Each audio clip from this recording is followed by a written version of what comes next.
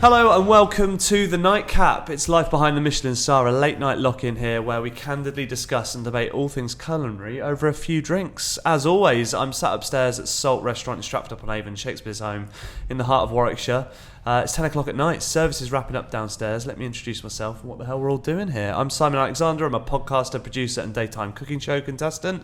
And to my left, playing host is Michelin star head chef and owner of Salt, Mr. Paul Foster. How you doing, you alright, yeah? Yeah, good, thanks mate. And our guest today is a current Premier League footballer, but more importantly, a former chef. Do I have that right, Ben Foster? It's a very loose term, Is chef. it? Yeah, I'll take it for sure. Yeah, I was a chef for sure. Wait till you hear where we worked. Yeah, I kind of. Yeah, definitely used to be some sort of a chef. Yeah. What was the where was it and how did it come Okay, so about? at the moment we're in Stratford at the moment. Yeah. Okay, so I was born in Leamington, which is probably 15, 20 minutes away. Yeah. Not far, and I left school at 16. Didn't really know what I wanted to do, but then I didn't even have a job, to be honest with you. My mate used to work at Cafe Rouge in Leamington Spa, and he rung me one night and he was like, "Fozzie, the pot wash has run out. He's had a strop. Basically, he's run out. They've chucked too many pans at him. Basically, he's fuming. Done one. Any chance you can come down?" And like, you know what I mean, we're struggling. Cool, sweet, all right. I didn't have a job. It was like, I remember at the time, £3 an hour. We were on. £3 an hour. Oh, Cafe Rouge, Leamington Spa. That's what we pay now. But but I needed a job, and I needed, you know what I mean. I think I was 16 and a half, 17. I needed some money, kind of thing. So I was starting going out, all that kind of stuff. Yeah, of course. So yeah, went down, got on the pot wash, boom, went from there. How long were you there for then? So I was there until I was 18. So whilst I was there, it was we went through staff like you would not believe. Within weeks, I was like head chef and stuff. Honestly, it was mad. Wow. Like I'm not even joking though. Within, I'd say 6 months or so, I was fully working in the kitchen, like commie chef, doing all the prep, everything, blah blah blah. Me and my mate, and then we had a couple head chefs quit and all that kind of stuff. So it was wicked. It was a wicked introduction to being a chef and how the kitchen works, all that kind of stuff. Along the way, we actually went to Stratford College for a year because straight away they got us all enrolled, and we just learned the basics. Hell, it's like in at the deep end. But it was wicked though. Honestly, it was absolutely class because you learn just the basics. I honestly think just learning the basics was the key to. Like, I'm 38 years old now, and I will cook most nights in the kitchen. I will cook our dinner, and I absolutely love it as well. I think for me, it's the peace and quiet of the kitchen. Yeah. I love it. Oh, I share that too, mate. That's amazing. Well, we're going to get stuck into this in a second, but just so you know, coming up, we're going to be talking about footballers and their diets and what they put into their bodies. We'll be talking about tipping, bonuses as well in the industry. We've got some of your questions which we'll fire to these guys as well, and we'll be doing Boiling Point, where Paul and Ben will tell us some great stories of the real heat of the kitchen and the changing rooms. Before we do that though, we've got to pay homage to our amazing sponsors, Gusbourne's. They are providing us with another lovely bottle of their finest award-winning English sparkling wine. You can visit their website now, gusbourne.com, to see which of their special vintages you might like to purchase and enjoy at home. Can I jump on the back of that quickly, by the way? Gusbourne, and I'm not paid to say this or ever, but the last time we came in here, okay, it was probably about a year or so ago. I came with the wife, I came with a few friends as well, and they obviously at Salt, Gusbourne is one of the wines that they serve, and honestly, we absolutely loved it to the point where we ordered, I think, a dozen bottles of every single one that they do. Seriously? It was incredible, and we've got through them already, so we've reordered at this point. We're a year and a half down the road, but yeah, big shout out to Gusbourne because they are fantastic, very good. Thank you very much. Ben, you're a fucking pro. You'll be taking my job. This is amazing. You're going to tell us about the wine, like style, then? You know more than me. Tastes like that'll get you drunk. That does, and that'll do for me. So what have we got, mate? So we've got one of their newer ones because they don't do that many lines. So we're drinking their rosé, and I'm not a rosé drinker. Never been that keen. But this is the man. We were saying before, like gin in the last however many years became like the new thing of all of the spirits. It feels like rosé in the last however long is suddenly like it's doubled its shelf capacity in the supermarkets and stuff. It's a lot of Essex people just drinking it in the summer. Rosé, fucking hell. Get the rosé out. Come on, shall we have some rosé? They're drinking like Ernst and Gallo or something, like absolute terrible luminous stuff. Yeah. But like, you know, obviously, like if I know if it's quality, I'll say. And this is 100% Pinot Noir, so it's got body and character to it. It's not like a really pale one that's got no flavour. Lovely. But yeah, it's really. It's not really a rosé. That tastes proper, that, doesn't it? Yeah. Yeah, it's got a lot more character. Yeah. I think that's a bad name, rosé, but it's not really rosé, is it? Yeah. No, it's bloody delicious. Right, keep it coming. Lovely. So I wanted to start by talking about footballers' diets, which I know there might be people that aren't fans of football listening, but for me it's one of the most fascinating sort of aspects of being a football fan. There's so much, we watch the games, there's so much I feel like we don't know that happens behind the scenes. And you always hear stories about how footballers consume like 7,000 calories a day on top of all the training they do. Do you know what I think they need? I think they need a YouTube channel where somebody shows you what happens in football. Imagine that. That's a brilliant idea. Imagine that. What a great idea that would be. Sorry, carry on. Enlighten us then, mate. Like, I want you to take us through a typical day for you and all the boys. Like, what is the structure, the weekly, the intake, and the sort of regime? Okay, do you know what? I think a lot of people don't really get to see what goes on in football and how it works. Like you say, the structure to your day kind of thing. Yeah. So you have to bear in mind that most people in football, they're fairly young. Most people don't have kids. Most people they'll have a girlfriend. They might have a wife or something like that. But most of them are young, kind of free and single lads kind of thing. So the day starts normally. You have to get in for about 9 o'clock in the morning. Most people have food at training, and it will be you'll have an on-site chef or 2 or 3 chefs. So it's not obligatory. You don't have to. No, you don't have to. Okay. No, you don't have to. Interesting. Some people do have like food at home kind of thing. I think that's the one. So when you're at football, you have to have lunch. You have to have lunch at the training ground. That's obligatory for sure, because they know what's going into you straight after training. The breakfast part of it, they have to kind of leave to you a little bit. So don't get me wrong, most people do have breakfast at training, but sometimes you just don't, because whether you're running late or you just don't feel for it that morning. Each people's different. So the breakfast, let's just talk about breakfast. What do you do? You'll have a bit of a buffet. You'll have all the fruits, because some people just like fruit for breakfast. They like a bit. You might have some cereal, Weetabix, all that kind of stuff. But then you have the chefs who will be cooking all the eggs, all the omelettes, scrambled, fried, whatever you want kind of thing. They'll make you, fry. They don't do bacon. It's kind of like Serrano ham or something like that. They'll fry it up a little bit just to make it a bit bacony or something. Yeah, sure. So that's breakfast, and then obviously we'll all go out to train until maybe about 12:30, something like that, and then you have to have lunch. You will come into the canteen, and it's always a very it's structured basically to however the training session was. So if it was a really intense training session, you'll have a lot more carbs on the plates, rice dishes, potatoes, all that kind of stuff. If it's a lighter day, it will be a lot more vegetables and protein, and it's just that's just the way it goes, kind of thing. But then obviously everybody will clear off by about sort of 1ish to like 1:30, 2ish, whether you want to do a bit of gym or something like that, and then basically you're left to your own devices. You can do what you want. So this is what I mean. Like you'll have young footballers that could. You might have a 20-year-old on £100,000 a week. Imagine being 20 on £100,000 a week. God, I would have gone rogue. Exactly. Absolutely rogue. Exactly. That's what I'm saying. So it's amazing. I've had no money when I was 20. It's amazing you don't hear more stories of some craziness that's gone on, because if you're 20 years old and you've got from 2 p.m. for the rest of the day onwards to do what you want to do, that would be a problem, wouldn't it? Yeah. That would be a problem. Yeah.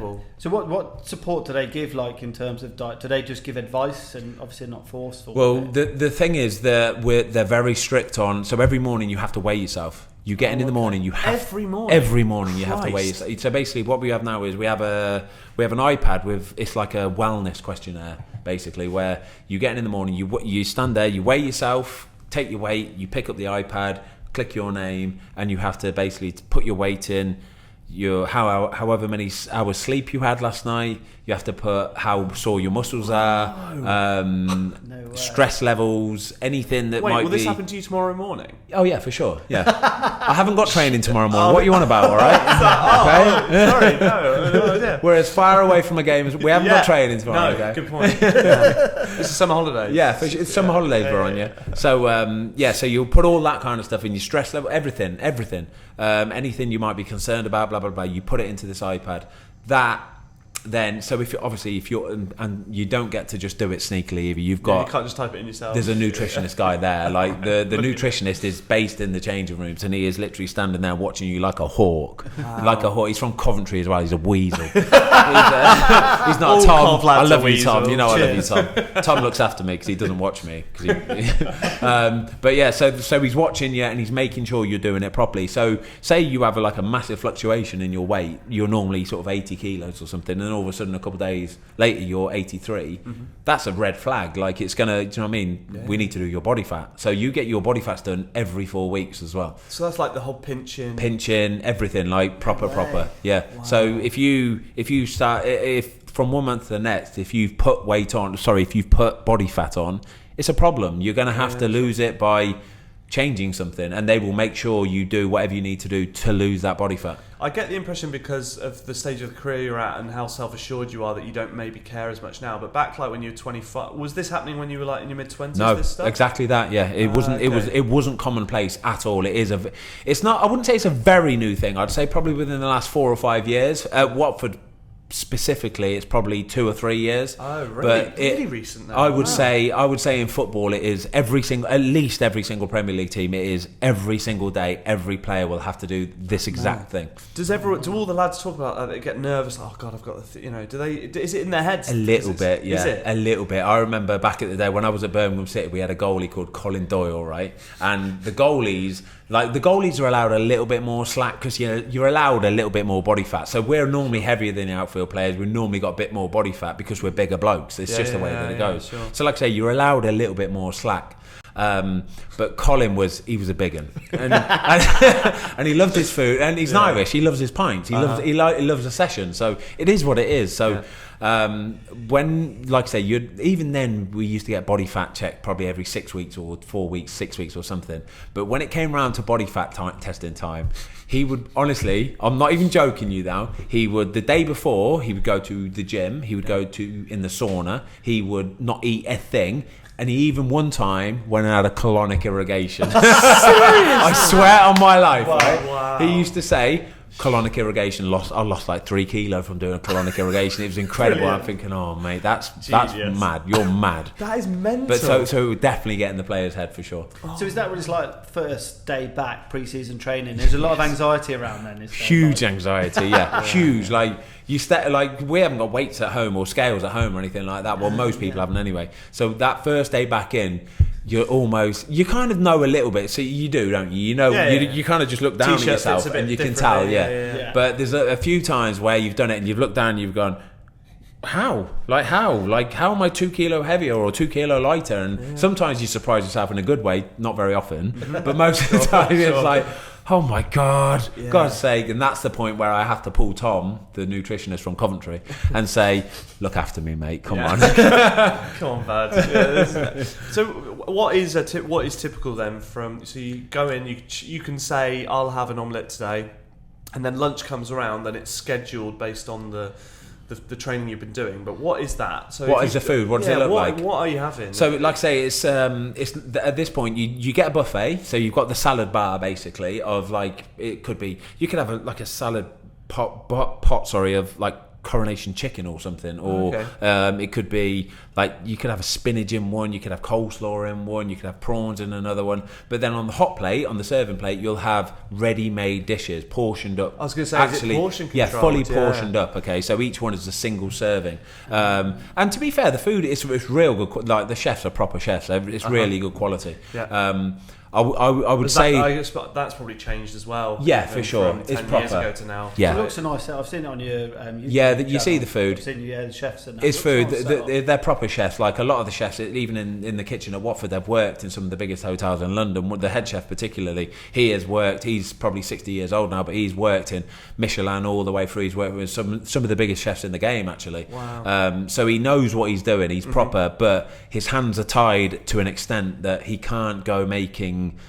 He can't just put butter and stuff. He Yeah, of can't. course, Do you know yeah, what I mean? you can't He have can't. purees for the butter. Exactly. Yeah, I couldn't do it. I'd be Exactly. sacked. Yeah. It's a nightmare because so he has to follow a really strict sort of ingredients list, and he has to stick to it. It's as simple as that. So even sometimes, like he'll do like once a week, we'll always do like a steak dish. Like it'll either be a fillet steak or a bit of sirloin steak or something. Lovely. The fat obviously cut off or whatever, Yeah. sliced up lovely, really really nice, and it'll have like a little drizzle of kind of like It's the sauces, yeah, isn't it? That's like where you miss out. It's the sauces. Exactly that, yeah. He'll have a little drizzle of like red wine jus or some lovely like reduction of gravy or something, and I'll be like, Chef, can you just put me a little bit more on? And he like, there's times, honestly, he's shitting himself. He's like, and he's having to go and like hide it and like, don't tell anyone, don't tell anyone. I'm like, I ain't gonna tell anyone. Come on. But yeah, that's what it's like. But to be fair, like on the whole, the food it's real quality food. Like I say, though, it's just.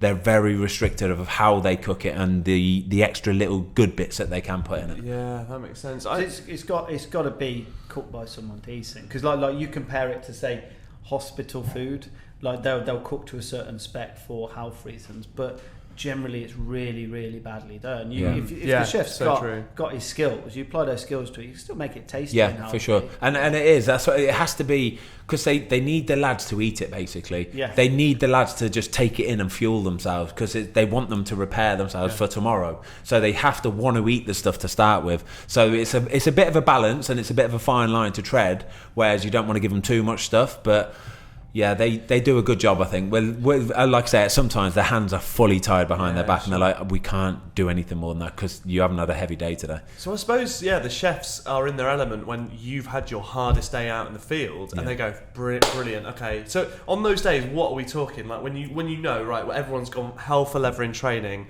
we're going to go in and get. What does that look like? You're overselling this like crazy. Is it? In my head I was thinking fish and chips straight out of the paper. That's what I'm thinking. No, you're not ever going to get anything like that. Okay, a bit more carb. Yeah, you're just a little bit more carb, a bit more rice or something, like maybe a sweet potato or something. God. That's like, we're not talking anything glamorous here. Like you can just get a little bit more of a drizzle of red wine jus or something. Like back down to earth. Yeah, back down to earth. Like, but after games, for example. Yeah. Like in football in general, after games, because players, especially the players who have played, have just run around for the best part of 2 hours, they've probably burned 2,000 calories at least. Is that licensed to go for what you want?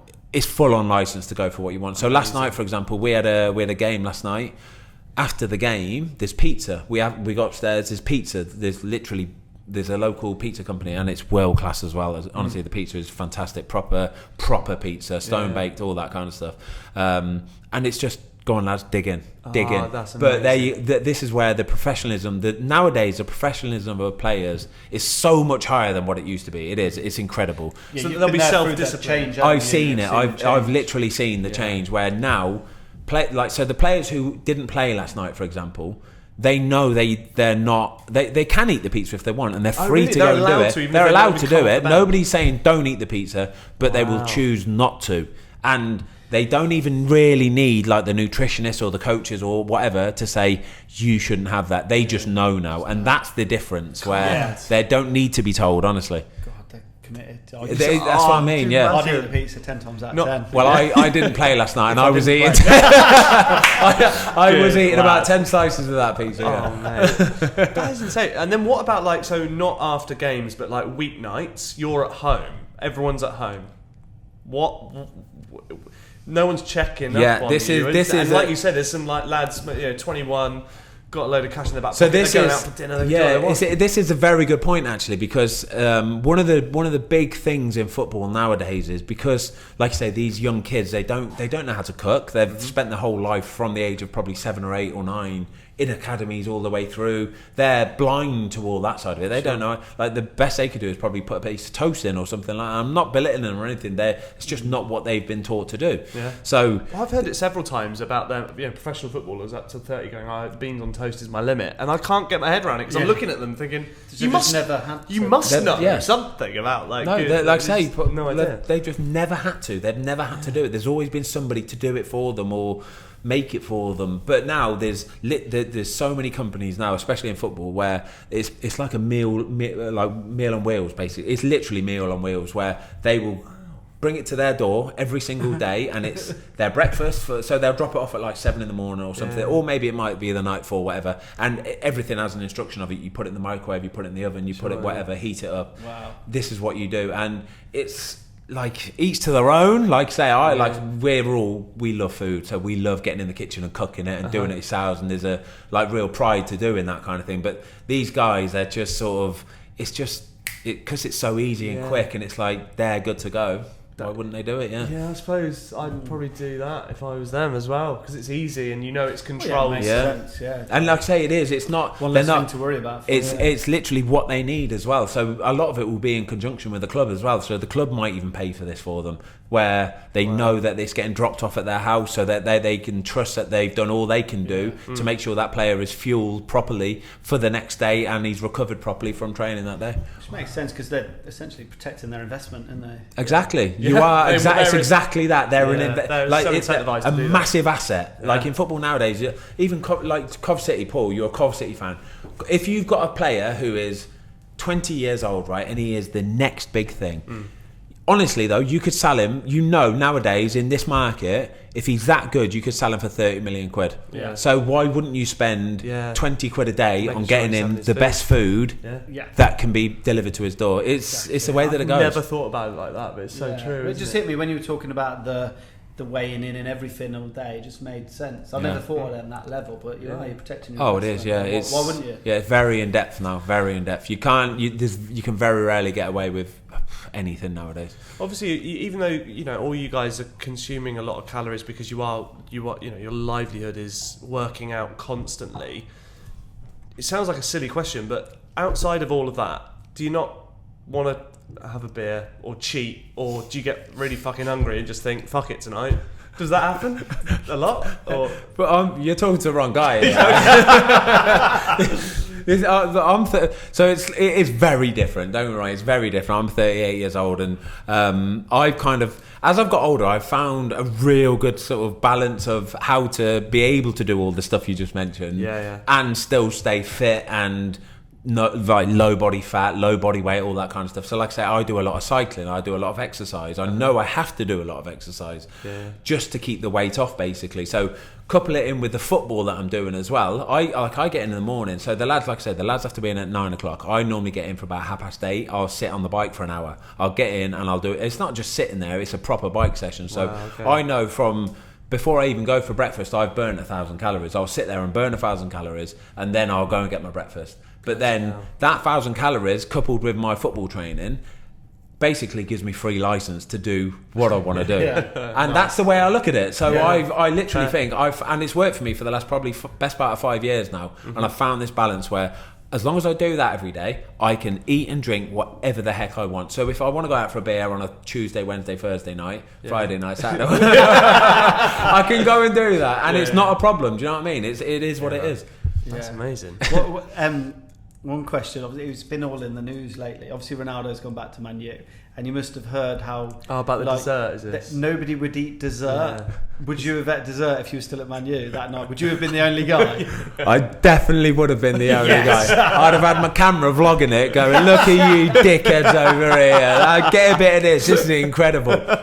No, for sure I would have. It's funny, right? So I did I put a vlog out last night. It was from the Norwich City. We played Norwich City at the weekend, and I did a vlog for it. Okay, like I do with my Cycling GK channel, and that had come out a few days prior to it about Cristiano Ronaldo and not eating the pudding, and nobody else went up for pudding because of it.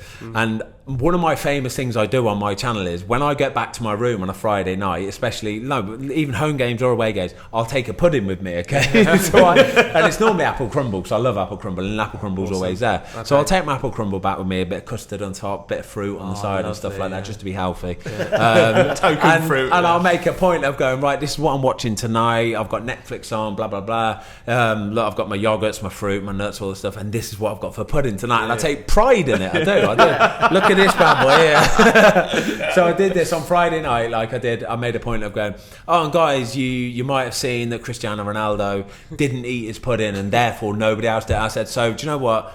in homage to Cristiano, I'm gonna be professional tonight. I'm not gonna do it. I'm not gonna eat no pudding. I've got it down here, by the way. I've got, way you dickhead, no chance, mate. I am what I am, all right, and I will keep doing it. And it is what it is. So that's it. Each to their own, though. Like I say, each to their own. But for me, it works. Absolutely fair play. I think. Yeah.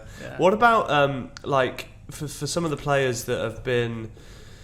What's the word? Like, so some of the players that have not like come up, they've not had the best nutrition like growing up. Do you notice any of the younger players like come in and it's just mind blowing, and they're trying like foods? They're like, what is that food? I don't like. It's almost a bit daunting or a bit overwhelming. Like, that's a really good way of putting it. I don't think they understand what the food is, though. It's almost like they're. Yes. It's almost like they're robots a little bit, to be perfectly honest. They're not really shown or told what the food is and what it does to them and how it can help them or how it fuels them, all that kind of stuff, or even where it comes from. Do you know what I mean? Like, I guarantee if you went to some of the lads and said, what is that? Really? And they'll go, I don't know. Yeah, just eat it. And it's like, green, so I eat it. Exactly. We're told to eat it, and that's all there is to it, kind of thing. So, and it is honestly that way. The younger lads, I'd say once they're past probably 22, 23, you get a bit more. They've got a bit more about them, a bit more nous kind of thing. They start to take a bit more ownership of who they are as a footballer, and they want to know what they're putting in the mouth, why they're putting it in the mouth. But definitely the younger kids, like 18, 19, 20. Yeah, wet behind the ears. Yeah. Oh mate, it's amazing. Actually, lastly on this subject, and we just brought up Ronaldo now, I suddenly realised that you were actually you were at United the same for quite a few years together. Yeah, with Ronaldo, yeah. So was he a trailblazer of any kind in that department? I know this story about the pudding came out the other day, so no one else took it. But was he being different with food then? Because he was different with everything else he was doing. So was that? I honestly think he's been the same way probably for the last 20 years. I honestly think he's probably been the same way for the last 20 years. Because even back then, he was the hardest trainer, the one that stayed latest than anyone else, the one that was in earlier than anyone else. He was doing the extra bits back then, and you got to think as well, like 20 years ago, Instagram wasn't even really a thing.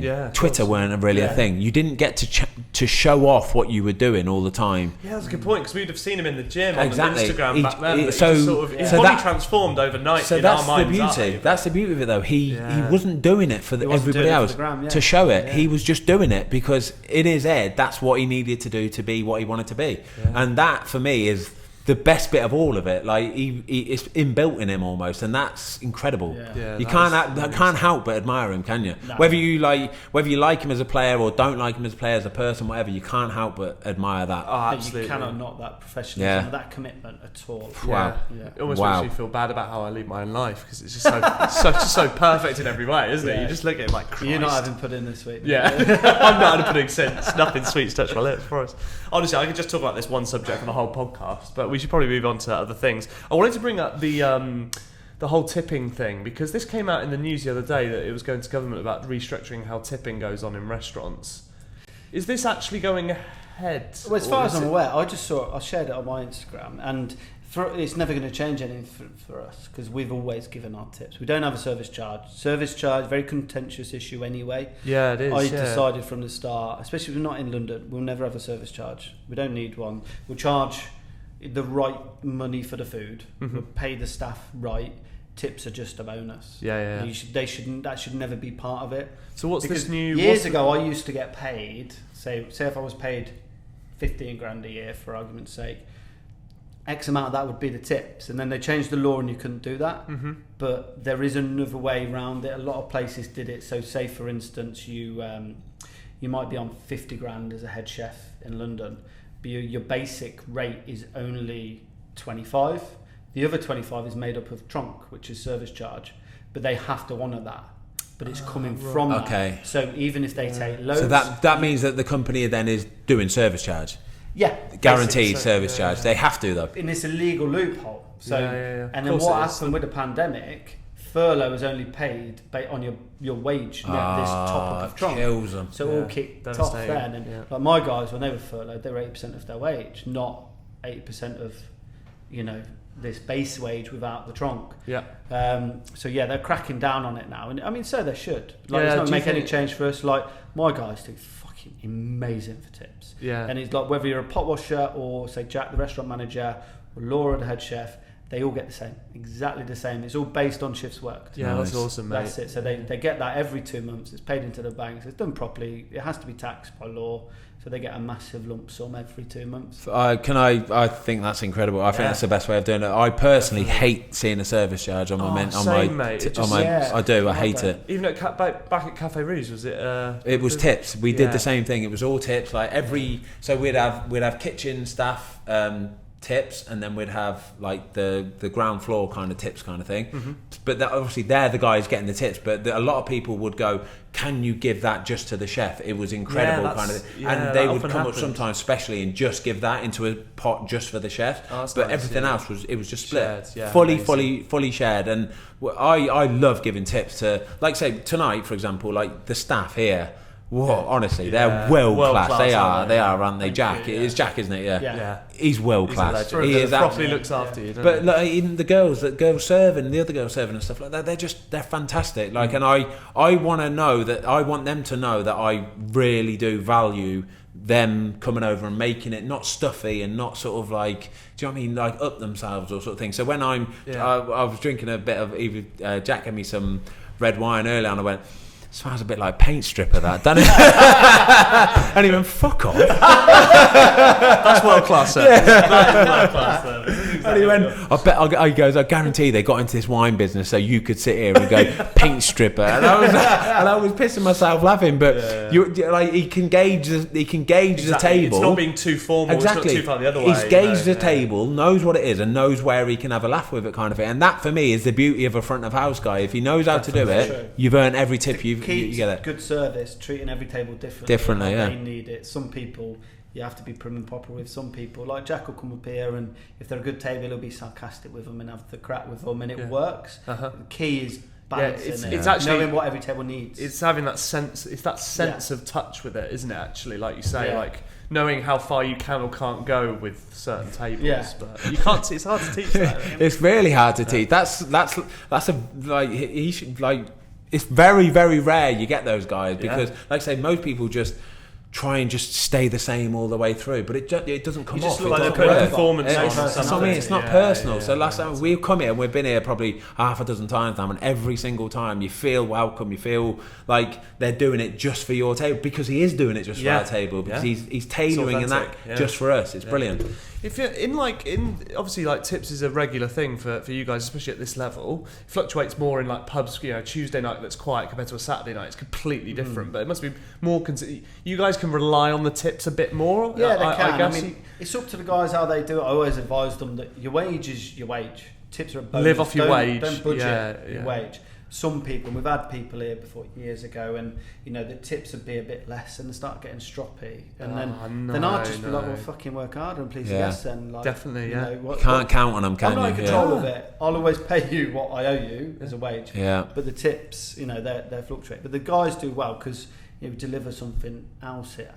But I'm not personally a big tipper. When I go out to a restaurant like this, I'll give loads. Right? Or if I go to a chain restaurant, it's very rare I'll tip. Yeah, fair. It has to be like, because generally you go to the bar and order, sit down, and the food comes. If it's just the average, I generally don't, because I don't feel they've not gone beyond. Yeah, I don't. It has feel to be going like above. It should. Yeah, and then if they're great in that, I'll be really generous. But one beef I've got at the moment is I know what you're going to say. I know what he's going to say. I read it on Twitter the other day. I read it. Shit for it. Right? Go on. No, I fully agree with you. I'm with you. I went to this chain restaurant, just me and Ethan, right? Just for a bit of lunch, and it's just bog standard. QR code, right? Order my food. Yeah. Would you like to give 5%, 10%, 12.5%, or 20% tip? We ain't even had our food yet. See, I told you I knew what you were going to say. And none wasn't an option either. Oh yeah, I give none. Oh, absolutely. Okay. Fuck me. I'm doing the fucking order. Yeah. I'm doing your job. I'm serving myself. I've had no service yet, but you want a tip based on what might possibly happen. However, I know that I've already ordered my food, so you literally just have to bring it me. You've lost perspective if you're doing that in a restaurant. The food was pre-prepared stuff, right? And then the waitress, lovely enough, but it was, hi, here's your food. Yeah, that was what you'd expect, the minimum amount of service I got, because I placed the order on my phone. So, well, no, I'm not giving you a pre-tip. Because imagine if it's really shit. How bad would you be like, can I have that 12.5? Yeah, oh no, Jesus. Because obviously I wouldn't, but I'd be angry that I'd paid it already. I just, especially for like chains, like that's like a business decision is to give people that option before you've even like. I can't understand any of the logic there. That's absolutely mental. Yeah, and I got a bit of shit for that. Like, yeah, of course you did. You say anything on Twitter, you get shit for it. Yeah. Yeah, you're not going to win on Twitter. Full stop. Twitter. You're not going to win on Twitter. Yeah, It's not. In the industry though, like I suppose, like say if you're in an office job, the tips aren't a thing because of the nature of the beast. But Christmas bonuses will be a thing. In the industry, is there? I've never really known. Is there any is there a bonus? Is that common or does that not happen? Not really. It's kind of based on the place, really. Never given myself a bonus here. Yeah. Oh yeah. I wish. So we always put back in. Yeah. I've had some places I work. I remember like when I worked for SAT, we'd had a good year, just randomly just put extra in at Christmas, and it was just really amazing. Like I felt. It wasn't like loads of money, but it was like, wow, I feel like that's nice. Wanted and I've done a good job. Yeah. And then as a head chef, I never got one bonus ever. Before that, it's something as we grow, I'll introduce that into it for achieving profits or targets or anything like that. I think it's something we're working here. Classic but incentive. It's not that common, really. I know through years of playing Football Manager that goal bonuses and clean sheet bonuses are a thing on the game. I've never in real life. Is it as prevalent? Does like every player have a bonus? I don't know whether you'd even know. I wouldn't say every player, but they are without doubt a thing. Like bonuses are, for sure. I remember they if they've got a goal bonus, they're like, most strikers I would say have a goal bonus for sure. If they hit certain targets, it's not per goal. It will be if you score 5 goals, you get this. If you score 10 goals, you get that, and then if you score 15, you might get that. Wow. It's very prevalent in football. Do you think that's genuinely having an impact on their performance? No, I wouldn't say it is. No, I wouldn't say it is. I think especially, I don't know about the big boys. If you're talking about some of the Man City players or something, if you're a striker for Man City and you've got a goal bonus for scoring 10 goals, 20, it's going to come regardless. So whereas if you're a kind of like anybody else, Callum Wilson put in 10 this season, exactly, you might be going, oh Christ, amazing. Yeah, amazing, but. I think the main thing for most teams in the Premier League is just stay in the Premier League, because you know that if you stay in the Premier League, you're going to be on 100% wages next season. Whereas if you get relegated, most of the time, most contracts for Premier League players, if you get relegated, your wages get cut. It could be 25% or 50% as well. That's already pre-written in. It's already pre-written in before you know that when you're signing it. So the main thing is staying in the league. Like that's the biggest driver, the kind of thing, stay in the league. But bonuses, don't get me wrong, they're a big part of it. But talking about Christmas bonuses there, in football it's a thing. We so what we do in football is we basically the first team players, when it comes to Christmas time, we'll all club together, so everybody will put like 200-300 quid in. It depends who you are. Like if you're an 18-year-old player in the first team, but you're not expected to put all that in, but you might put 50 quid on or whatever. But when you're talking 24, 25 players, it adds up to a good whack. But you've got to think there's a lot of staff around the football club. Like you say, we've probably got 4 or 5 chefs, we've got 4 or 5 staff in the kitchen, you've got the dinner ladies, you've got physios, you've got masseurs, you've got the backroom staff, you've got all the other people that you don't see or you don't kind of know how making the club tick. Exactly, that make the club tick. So we need to kind of show our thank you for doing all the stuff that nobody sees and you don't really get any recognition for. So that's what we do. We all club together, and everybody will end up with probably 500, 600, 700 quid maybe sort of thing each, which is kind of nice to be fair. Never even thought about it. Nice to show you appreciation. Yeah, and we also do again. We always do it at the end of the season as well. We'll do it the same sort of thing. Just as if we've had don't get me wrong, if we're getting relegated, I don't think anybody's like trying to give any tips or anything like that. But as long as we stayed in the league or whatever, everybody the same sort of thing, and it will be like 500 quid a man or something like that. That's really cool. Which is nice to be fair, because it makes a difference to them guys. They do enjoy that. Yeah, they remember that. Yeah. Definitely. What about for you personally? If you don't mind me asking, like, have you ever been? Are you on a clean sheet bonus? Or Yeah, like, kind of. I think it's more if you keep something like 10 clean sheets in the Premier League or something, you will get sort of X amount or something like that. Very rarely happens. To be honest. Never see that bonus. But like, I imagine, like, in the heat of the battle and everything, none of that's in your mind when you know, like, no. I need 3-0 off. I've got 9 clean sheets. It's the last game of the season. There's a penalty. You're not thinking I need this for the bonus. I'm thinking I need the clean sheet bonus for my fantasy Premier League team. That's the only time I'm thinking. That's the only time I'm thinking I need the bonus. All right, That's the bonus hilarious. Points for the clean sheet bonus. I don't. The money part of it doesn't. Honestly, it doesn't enter. That's what you're saying about there, like the striker bonus or the goal bonus. I don't think that enters the players' minds. Yeah, that's reassuring. Yeah. Yeah. That's mental though to me. I've never thought that. So you're in a fantasy football league. I'm in your league. Your goal. Cycling GK. Mate, I'm above you're 100%. I'm having a stinker. Yeah, I'm having terrible. a stinker, mate. There's 110,000 people in our league. What? Do you know Yeah, what? mental. We are the highest rated league in the whole game. Oh, wow. That so is insane. so what they do where you is, are, how they work it is the top 5 players, from each league, each mini league. Yeah. You take the average score from them top 5 players, and then you have a league table on the thing. We are currently the highest rated That's league amazing. in Fantasy Premier League. Over, I think it's 8 million players now. It's incredible. That is amazing. I know, incredible. That's crazy. Yeah. No, I'm 61,572. No, you're below me then. You're defo below me. I doesn't think I'm sound 50,000 for something. That doesn't sound high. No, I that's thought I was above you. Go on, get it out. Sorry. The guy who's leading it's on like 440. It's outrageous. Like the guy who's leading it's killing it. It's a joke. How do they? This luck. Oh, right, 59,000, 59. Oh, yeah. What are you? 61. Oh, it's Very close. close, yeah. It's close. We're both equally shit. It's fine. It's fine.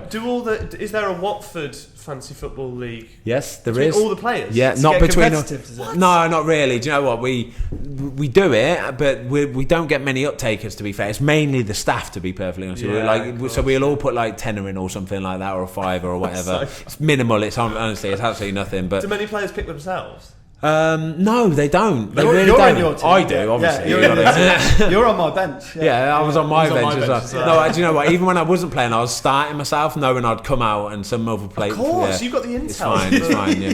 But That's yeah, hilarious. we've probably got half a dozen players, but the rest are staff. So there's probably about 15 staff members or love something. that. But it's always a big talking point. So like I said, bet it is. we could be on the way to games and stuff on a Saturday, and it's a 3:00 kickoff. Really? If it could be like the 12:30 kickoff or whatever. You're watching it, and if there's a goal gone in, who scored? Who got the assist? I love that that's Who got the happening. assist? Just brilliant, Just isn't it? like we're doing that in the pub, they're doing Oh, that on it's the the way same. to a Premier League It's the game. exact same. I It's the love exact that. same, yeah. That is awesome. Okay, right. Before we move on to a couple of listener questions, one thing I wanted to ask you was we've noticed in the industry after doing so many like Ask Us Anything podcasts over the last year that there's a lot of cowboys in the kitchen.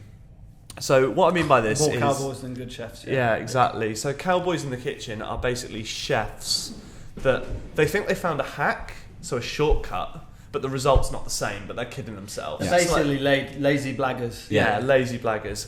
So is this an equivalent thing in football, like someone that takes shortcuts that thinks they're achieving the same result? Is that or when you were back at Cafe Rouge, were there any little hacks or bits around the kitchen? I that stayed couldn't. with Some you of the now? things that used to go on at Cafe Rouge, I can't talk about honestly. Really? Wow, some That of was the years ago, mate. I might talk about some in a minute. I'd say in football. Let's talk about football quickly then. Okay. So I'd say one thing in football. There's a lot of players who, if they're feeling a bit sore or a bit stiff, they just think they can go and get a rub. Like a rub will make them better, fitter, like good to go again. When in reality, what they need to do is actually get in the gym and do a bit of work, do a bit of extra gym work to strengthen, to like a bit of yoga to loosen, a bit of like, even if it's like a 20-minute bike session where you're just spinning your legs, get the blood pumping, get the blood flowing. That is as good for you as the massagey bit. But you have a lot of players who they just go, basically just rub me kind of thing. And I've had a few hungover mornings myself where I've gone, please just friggin' rub me, it's fine. But I'd say that's maybe an equivalent one.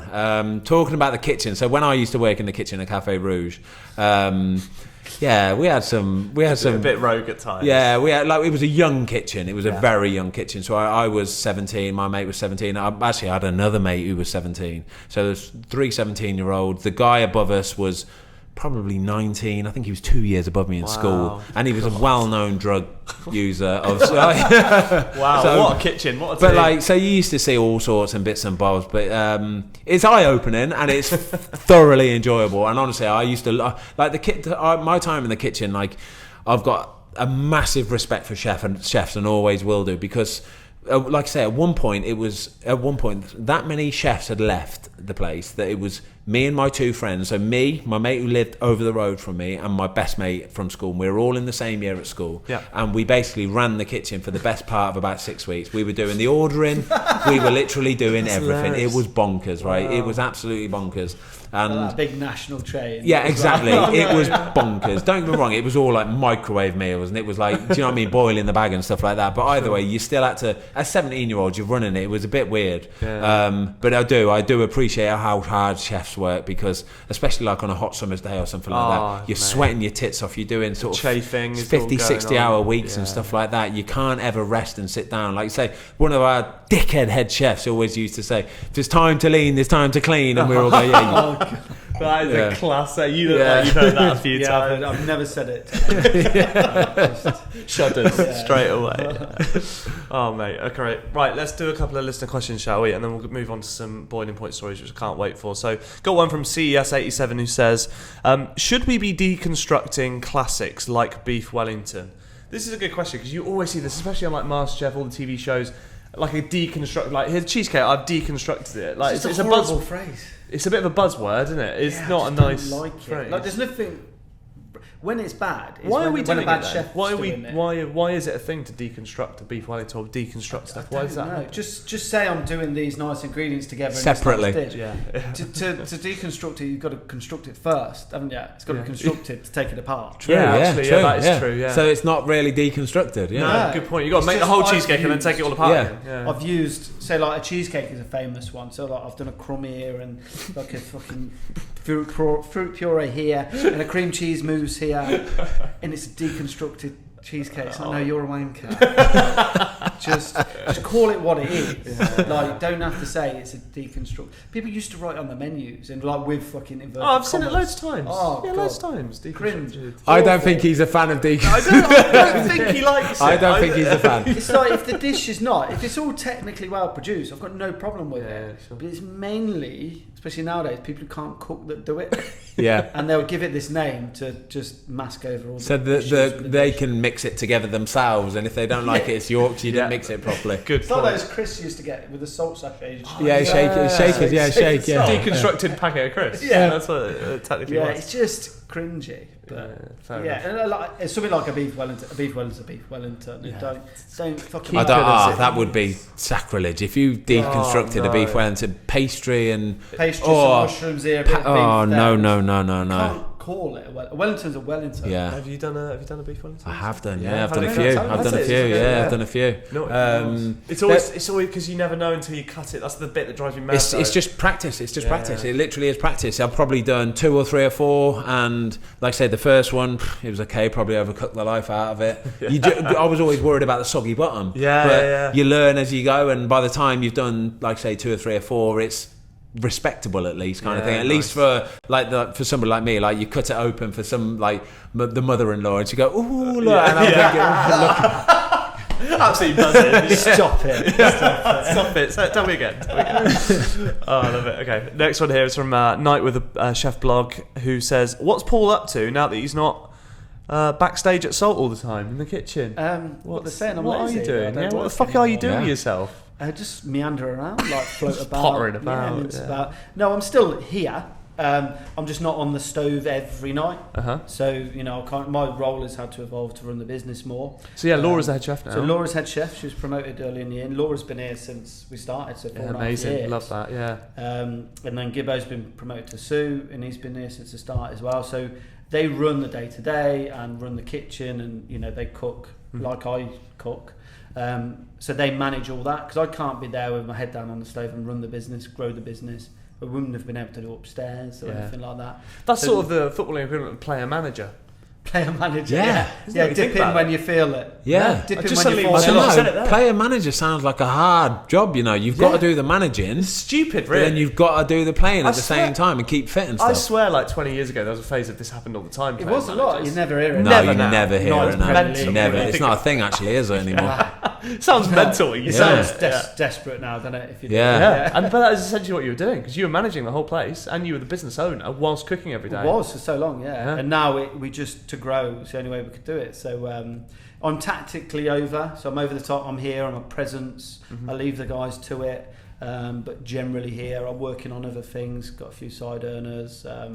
There's another business coming up, another restaurant coming up potentially. I can't say too That's much. exciting, yeah. New books Just as written well. a new cookbook. It's over Yeah, there. you showed me that before. Bloody lovely. Yeah. Yeah, so We had a it's little look at that cool. earlier. Looks lovely, Yeah, that mate. it's Yeah, I'm gonna amazing. get one of them bad boys. Yeah, absolutely. I already said, I was like, just get me 10. They're just Christmas Well, presents I for just all my look at friends his. and family. I'm all over his Instagram, and all I see is pictures of Yeah, pigs the- that he's like slaughtering, and I'd think, big oh, this grin. looks incredible. Can I tell a really quick story? I've Yeah, got go a on. lovely Yeah, story, of course. right? So, like I said, I love cooking like all sorts of bits and bobs, right? So years and years and years ago, I bought it was a Segovian suckling pig. Okay, yeah. Wow. So it's like a baby pig, basically, yeah, and like. How did it come? So it's like it comes frozen, but it's like from Right. one of these like boutique-y kind of like places that deliver like Cool, foie gras and wagyu and all that kind of stuff. Anyway, ya. so anyway, this sort of baby suckling pig has arrived, and I'm thinking, yes, I can't wait to cook this bad boy. It's all fully intact. Obviously, it's been disemboweled and all that kind of stuff, but face attached and all the sort of. And I remember at the time actually, I put a picture of it on Instagram saying, "Can't wait to cook this bad boy up." Yeah. Don't ever do that, by the way. Do Yeah, not it's do loads that. of people. Do not do that. Anyway, I remember the wife. She was like, "Oh, it's a baby pig," and I was like, "No, it's not a baby pig. They're like." The breed of pig are just like really small. Brilliant. They're just really small, and that's all it is. And she was like, "Oh, it's fine, then it's fine." So anyway, like followed the instructions of how to cook it. It took friggin' ages, by the way, like forever. But it was honestly. We ate absolutely every little bit of this, like mate. tongue, eyeballs, friggin' everything. We ate it, but yeah, it was yeah, good. It's good to really? practice. I just loved like trying to learn and practice bits and bobs like that kind of thing. That was pretty cool. Yeah. Yeah, nice. Well, this is how to cook properly, and the first one is So meat, how to Meat cook in meat general, properly. all meat. So the Sorry, whole thing. I'm doing 6. So it'd be how to cook pasta. Oh, properly, nice. how to Yeah, cook good, properly. good. And it Love it. come about like just quickly because we all know like nowadays like YouTube, TikTok. There's a tutorial for everything. Yeah. Right. Yeah. Most of it is shit. Yeah. Right. Most of it is genuinely shit. There's Cowboys. so many It's people who Cowboys, don't know their Yeah. craft, but they're trying to teach people. And like some of it's good, and I think there's just way too much, like cookery in particular, way too much content out there. Even as a chef, it's hard to. It's like panning for gold, trying to get the right bits. Really. Yeah. like even as a chef, I can get a bit confused. Say if this is something I've not done for 10 years, you might have a look, and there's 1,000 different. Is that the way you do it? Is it? Oh, is it? Well, just if Yeah. if I'm researching. Googling it. Yeah. It's like, yeah. But there's like a recipe is very similar, but there's 1,000 different nuances, and to a home cook that must be really confusing. Yeah. So that was why we did Salt Masterclass to try and build up this platform that people could trust, and then the book as well, like how to cook properly, not with Yeah. some random. It's a lovely idea that if I've got a brilliant. book knowing that I can cook veg or whether it's pasta or friggin' whatever it is, that's Yeah. Top I've drawer. got in there as well. There's like 8 pages of how to break down a whole suckling pig. Oh, there you There go. you go. You should- Could have done with this friggin' 10 years ago. I love it. Nice one, mate. Okay, right, let's move on to Boiling Point. This is my favourite section of the podcast. This is where we hear of the real heat of the kitchen, and obviously in Ben's case, the changing room or dressing room. So who wants to go first with how bad it's got? Who's lost their shit on you, or have you lost your shit on someone? I'll go first. if you Go want. on then, Go on yeah, then. good. You've got one good to go. I love Swivel it. my Yeah. chair. Yeah, so this is more about how we used to let off steam. Oh, yeah. Right? In a restaurant, I won't tell you where it was. I'll tell you later. Okay, classic. So there was Cafe like, Rouge, Leamington. the head chef, a couple of chef de parties, myself, some commies. We had an agreement, right, that nobody else was allowed in on, and it was called the Royal Rumble, right? Basically like the Royal Rumble, right, in WWE. Yeah. So we went into the change room. These change rooms like carpeted. There were sofas in it. It was nice. It was pretty plush. Right, so what we'd do, we'd set like a 3 or 4 minute timer, depending on how tough the night had been. Yeah. And it was like every man fights every man. We Just anything swinging, goes. mosh Yeah, pit. so the rules were no hitting in the face. Yeah. Not in the money arcade, maker. all the way Not in the down. money You maker. could only fight 60-70%, so a bit more than play fighting. Hold back a bit. Yeah. Yeah, you can't just go fully in. But Right. it was like, you don't stop till the timer goes, you don't leave the room till the timer goes. But the thing, it wasn't bullying because everyone was agreed. Everyone was Right, in on fine, it. We sure. were like, How many if you of didn't you, wanna play, sorry? it's How many fine. of you? 4 or 5. Right, Yeah, okay. and it Bloody was just, hell. oh, it was amazing, honestly. It was so good bonding, honestly. Yeah, you could get the head chef in a chokehold. And he was a lot bigger than me, so I'd lose. And you hated Still, him though. you It didn't had a matter. Just for a chance. few seconds. I hate you so much. Or if that commie had pissed you off, you could give him a couple You of little kidney jabs dickhead. and that. Yeah, And it's yeah. agreed because he can hit me and it's fine. This is therapy, really, Yeah, for it was- all of you. Honestly, it was so good. I don't think that's this mental. wouldn't fly nowadays. This No, ain't flying. oh, no. Crazy. This Imagine nowadays, this ain't accidentally flying. walking in on that. Like, what the fuck is going on in here? Like, this is mental. Mate, if you had footage of that, it's gold. Yeah. It is gold. That is. I think the only reason I could talk about it now is that it was like we're all in on this. You know, Yeah. we've all signed in. It's cool. We're all agreed, and it's Royal Rumble time. We've had a tough night. Royal Rumble tonight, lads. Yeah. Yeah. What are the rules of Royal Rumble? Yeah, we just You don't talk about Royal good times. There. I should bring it back. Yeah. Mate, that is crazy. Did you Yeah. ever get any proper injuries from it? No, just like a few bruises, really. Yeah, and then 70%'s fine. the odd Yeah. Just letting nosebleed, steam off, but it's fine. I get nosebleeds easy anyway, so it's fine. That is so mental. I it's never good. expected that. in a million Honestly, years. amazing way to let off steam. Stressful place, kitchens are, you know. They Yeah, are, aren't they? yeah. Especially in the heat of service when every shit's kicking off and people aren't getting the food out on time and stuff like that, or somebody on one station's pissing know. about or not doing what they. It's because you can't hit a reset button, can you? You can't make up. You No. have No. to. You have to try and sort it all out, and You it's can't just be so like, stressful. I'll leave that till tomorrow. Yeah, No, yeah, God, yeah, no. exactly. I'll Yeah. send that tomorrow. It's got to be done. Got to be People done. are spending a lot of money. Oh. They've booked for Yeah. ages. That's They've been horrible. excited. And everybody else in that kitchen's doing their job. They're on their shit. They're on time. They're doing it properly. And that one guy I know. letting the rest of it down. But everybody else looks a dickhead because of that. yeah. He's It's getting the way fucked it at Royal goes. Rumble later. Yeah. That's what Yeah. you're Yeah, you are. You're getting mullered. Yeah, You're we're getting, going 5 you're getting, minutes. You're getting rock bottom tonight, sir. That is mental. Okay, Ben, what about you, mate? I mean, obviously it's sport, so it's like a completely different world again. But is there like a particular memory or moment where you thought, Yeah, it's oh it's my still God. it's the same thing though. It's a lot of emotion. There's a lot of Yeah, emotion. So like in football, you'll get as in any sport, you will get massive highs and massive lows, and frustrations are so easy to come to the fore. Seriously, they're it so doesn't easy. take much, and it's just. Don't get me wrong, I'm very competitive and I want to win and I hate losing, but I do understand at least afterwards that it is what it is, and I'm very good at kind of resetting myself and just Cool, going, yeah. it is what it Yeah, is. yeah. I've tried my best. That is what it is. We had a game last season though in the Championship, and we actually won the game 3-2 against Stoke City, and we scored a latish goal about the 82nd, 3rd minute or whatever, and we were kind of clinging on a little bit towards the end, and there were a few balls getting thrown in the box. They've got like this centre forward is about 6'9", right? And every time the ball came in the box, I was thinking, nope, not tonight. I don't want to know about this, right? So anyway, and it was kind of they were kind of borderline, but I was thinking, So anyway, one came in, and it was like it definitely should have been mine, right? And at this point, a few of the lads have already gone, Fozzie, and I'm thinking, you pricks, I hate you already, right? Yeah, I hate you. So anyway, like this one ball in particular came in, and I definitely should have come, but I didn't. I just stayed on my line. Anyway, this big monster got a head on it. It was a rubbish header though, thankfully. Just bounced down, picked it up. Yeah. Whew. Two lads. I'll name them as well. Andre Gray and Will Hughes, dickheads. Right? They literally, I could see them on the edge of the 18-yard box, doing all that pathetic arm throwing and gesturing and we're trying so hard and you're letting us down, right? Oh mate, I was fuming, right? And I had the ball in my hand and I actually pointed at Will and I went, "You're a little prick. I'm gonna." I was fuming. I'd lost my head anyway. So anyway, we got in. Actually, we were walking off the pitch, and Will, he's just And a wind you'd up. We'd won 3-2, right? Wow. Will's a wind up merchant anyway, so he don't even really mean it. He's just doing it to be a dickhead. Yeah, sure. So we're walking off the pitch, and he's still giving it the big and going, "Fozzie, just come for it, would you?" And then he would smile, and I'm thinking, "Oh, I hate you so much." Anyway, we got in the changing room, right? And Andre, who kind of was semi-serious with it, went, Fozzie, any chance of you coming out for it? Bear in mind we just won, and I did. I lost it. I really did lose it, and I never lose it. I never do. I'm always very calm. What did you do? But I went. Do you know what?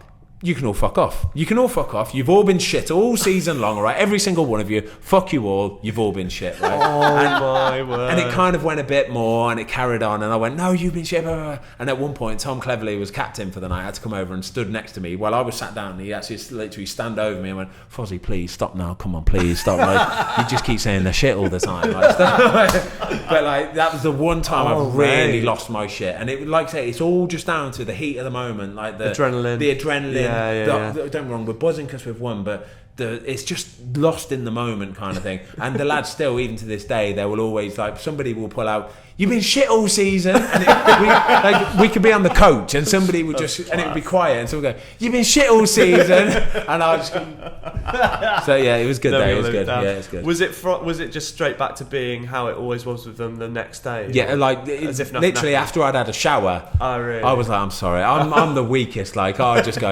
I'm sorry. Like I didn't mean to. Come around mine. I've been well into. I'm sorry. Yeah, it's fine. But so it's always the way it is though. But like I said, the next day it's always fine, guaranteed. Guaranteed, yeah. That is amazing. I love it.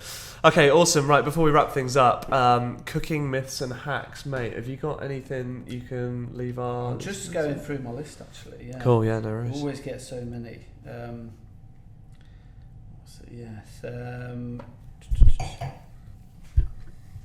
Yeah, I think I've been through this one with you before. And it still annoys me because people fucking think it works. Uh-huh. And you must have heard this. Go on. You know, cooking spaghetti, right?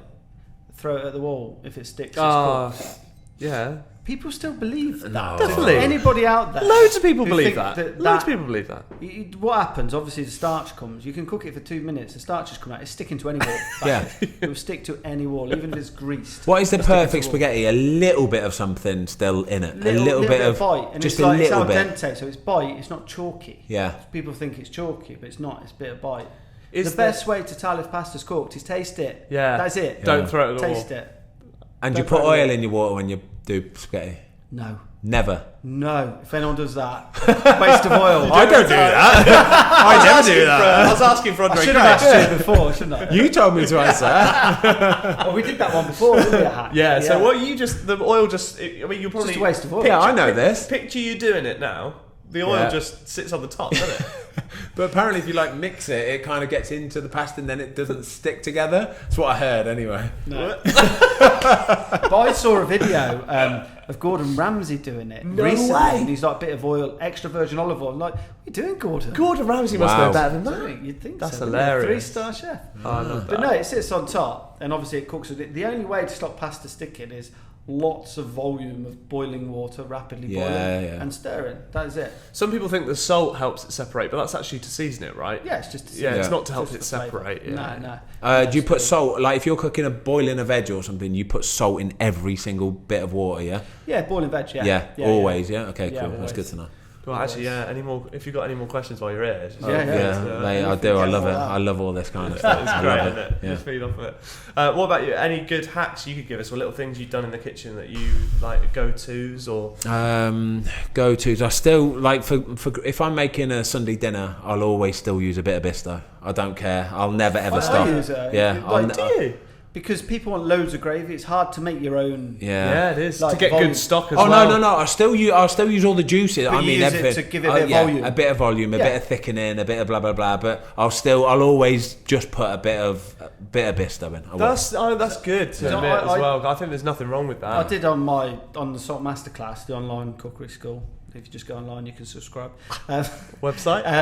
Salt-masterclass.com. A gravy recipe, like a beautiful gravy recipe. Because like when you watch cookery programs, a lot of them, they're like deglaze the pan, so pour the oil off, a little bit of flour, a little bit of red wine, and they come up and you get about a teaspoon. Yeah, it's not. It's nothing. But they're all of a sudden they're pulling like litres on. Yeah. So like it's just not a practical way. Like, do it because you get great flavour from it, but you can't get volume. And everyone wants loads of gravy. For sure. Roast. My daughter, like, if we're having a Sunday dinner and we've got Yorkies, well, mate, she is like she fills it up and she'll drink it. Yeah, and then she'll go again, drink it. Rate that. Like, it's incredible. So, like, I need volume. I have to have volume. For me, I love cooking lamb. Lambs, I would say, don't get me wrong, I don't know. I can't say it's better than beef. I love beef. Like, beef and lamb for me, they're probably neck and neck. Yeah. But I do love the gravy you get from a lamb. If I'm doing like a big old leg of lamb and I'm slow cooking it for a couple of hours or whatever, the gravy you get off lamb is just, it's incredible. It's incredible. You a big mint sauce guy? No, never put it on. My dad is massive on mint sauce. If he's coming around for a lamb dinner, he has to have it. He has to have it. Or with beef, horseradish, he has to have it. I'm the same as you. I never go for mint sauce. No, I never have it, no. A little bit, not much. Yeah. A little bit. It can be bad, with can't beef, it? it's always Dijon or grey mustard. Yeah, nice. Never, rarely horseradish. I do like it, but never English mustard. Yeah. Actually, this is just bizarrely linked back to a football question, talking about condiments and sauces, because famously, was it Capello that stopped ketchup? Good research. You've done your research. Is that even at Watford? Is there condiments on the tables? Nope. Really? Nope. No condiments. That's really nothing. good, isn't it? So no a bit of Tommy K with you. I literally have to buy Tommy K and hide it in a cupboard. No way! Yeah, I do. That is brilliant. It's the only sauce that we've got is in the training ground anyway, is Tommy ketchup, and I have to hide it in a cupboard. And when I want it for whatever it is, and I can't take it out all the time, so I'll get caught and it's taking the piss. But I hope they're not listening. Are the other lads like, Ben sorts out? Yeah, they know where it is. I'll tell them. That is hilarious. Yeah. But I do. I've got bottles. I had to buy. I went on Amazon and bought like a cash and carry pack where you get like 12 in a thing or whatever.